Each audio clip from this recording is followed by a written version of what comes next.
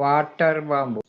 അതെങ്ങനെ വേണമെങ്കിലും വെള്ളത്തിലും വയ്ക്കാം. ഈ പറഞ്ഞതിൻ്റെ കുറച്ച് സൂര്യപ്രകാശം കുറഞ്ഞ സ്ഥലത്തും വയ്ക്കാം.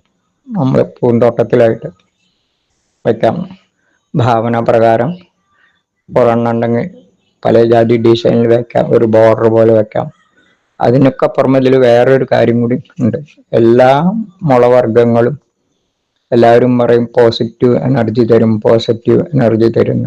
ഈ പോസിറ്റീവ് എനർജി ഒരർത്ഥത്തിൽ നമുക്ക് മനസ്സിന് കുളിർമ ഉണ്ട്. അതുപോലെ തന്നെ പുല്ല് ഇങ്ങനത്തെ മുളവർഗങ്ങളിലൊക്കെ ഒരു പ്രധാനം ഓക്സിജൻ ധാരാളം ഉൽപ്പാദിപ്പിക്കും.